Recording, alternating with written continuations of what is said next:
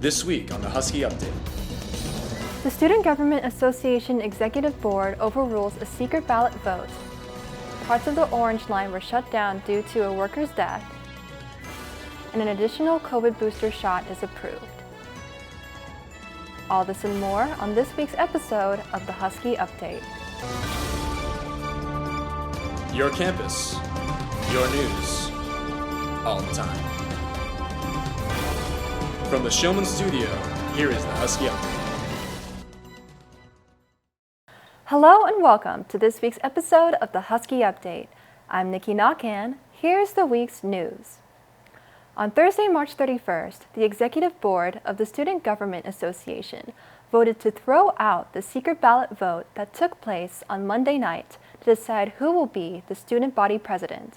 The secret ballot vote occurred because an area of the election code states a majority, not a plurality, of the student vote is necessary to win the election, and neither slate received 50% of the votes. This is the first SGA election in 4 years to not have only one slate running. The Jorio Chavez slate received over 300 more votes than the New Horizons slate, but the 83 senators voted New Horizons to the presidency. The SGA executive team ruled that the secret ballot vote was unjustified, and Jorio Chavez are the rightful winners of the election. Our reporters have the story. My name is Alana Gersten for NUTV News. For the first time since 2018, 2 slates ran to be student body president and executive vice president for SGA. This election ran into major controversy on March 28, 2022, when the parliamentarian of the SGA, Nicole Miranda, alerted the SGA executive board that an emergency Senate election had to be held because no slate had won an absolute majority of the student vote. This was a secret ballot vote, and the senators elected the New Horizons slate instead of the Jorio Chavez slate. Large amounts of outcry from the student body poured out on social media, and the sitting election chair resigned due to his anger over the Senate's actions. Late on March 31st, however, the SGA Executive Board issued a memo overturning the Senate election based on an interpretation of the Direct Election Manual that constituted the meaning of the word majority to mean a simple majority, when the slate with the most voters would be considered to have reached a majority. Based on the SGA's Executive Board's interpretation, which they based upon precedent in 2018, the emergency Senate election was considered invalid, and the Jorio Chavez slate has been officially certified as the winners of the election. We always went into the election thinking that, Jorio Chavez got 40%-ish, 41% of the votes, so because they got the most votes, they would have won the election right there. And that's how we went into this election, thinking that that would have been the case. And the parliamentarian brought this up a couple hours before Senate, and it kind of threw a wrench into everything, and we had to act quick, act fast, and figure out what the hell was going on.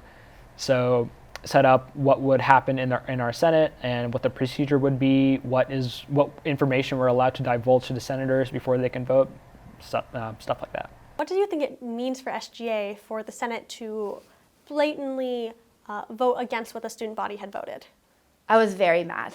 I was mad and saddened because why are you here if you aren't here to represent the student body? Why do you think your voice matters more than the whole entire student body? It's very saddening me to see that these people voted the way they did, and ultimately the difference between the 2 slates, since there were so many people, it ended up being less than 10 people. I mean, of course, it was a very difficult time because on one hand, we knew what the results of the student body elections were, but then on the other hand, we stood in Senate knowing we had won that vote.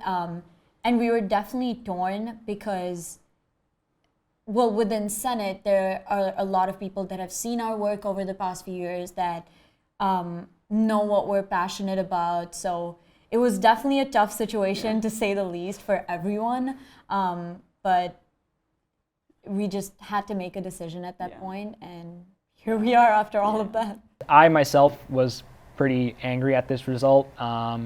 And I resigned really in protest of it, because I strongly believe that the duty of SGA was to follow the student body's voice and hold up the principles of democracy, but because of an abuse of archaic rules in the SGA Constitution and our DEM that supersede the precedent that has been followed for years and years, the New Horizons slate that got 7% less of the vote than the Jorio Chavez slate ended up winning the election. And to me, it was a very, January 6th-esque type of situation. And I said, I can't be part of an association that let this happen. I think for us, we really respect our e-board and their decision-making abilities. So we knew whatever the result of that election would have been or that meeting would have been, we would have full respect going in and going out for our e-board, for our leadership.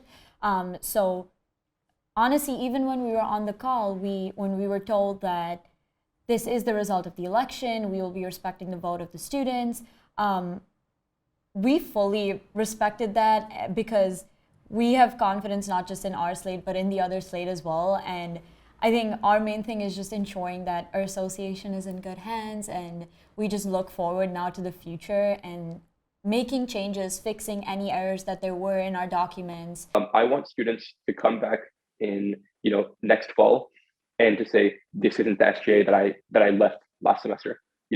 I wanted to have a completely different structure. We want to, and actually I'm going to start saying we wanted to have a completely different structure. Not only do we want to make it more accessible for students, we want to promote accessibility by proactively reaching out to students.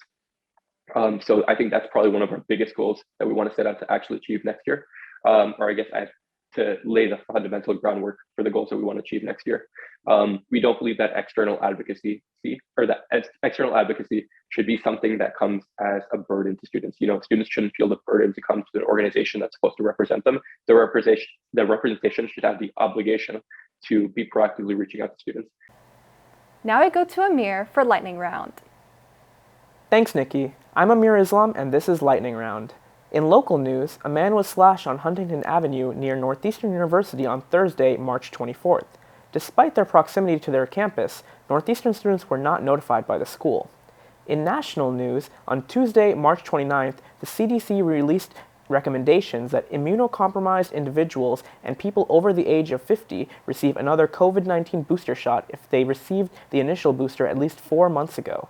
The data surrounding that second booster shot is somewhat unclear. It's been available in Israel since the end of January. However, it has minimal research surrounding the level of protection it provides, but doesn't currently have any known downsides. In international news, women's basketball star Brittany Griner remains detained in Russia after her arrest in February for possession of a vaporizer cartridge containing hash oil. Griner was arrested at a Russian airport while entering the country and can face up to 10 years in prison for the offense. That's all for Lightning Round. Back to you, Nikki. Thanks, Amir. On Tuesday, March 29th, the Massachusetts Bay Transportation Authority resumed Orange Line subway service between North Station and Back Bay following the collapse of the Government Center parking garage on Saturday, March 26th. The garage was under demolition as part of a redevelopment project when the collapse occurred. One worker was killed in the event as the floor collapsed under the construction vehicle that he was operating. Following the event, subway passengers were redirected to shuttle buses for several days until train service could be resumed. Orange Line train service now bypasses Haymarket Station, which was the closest station to the garage. Green Line service through Haymarket has not resumed, with the MBTA recommending that passengers transfer to the Orange Line at North Station and Park Street Station. That's the news. The rest is up to you. Be sure to like our Facebook page and subscribe to our YouTube channel to stay up to date with the Husky Update. I'm Nikki Nakhan. And I'm Amir Islam. Thank you for watching.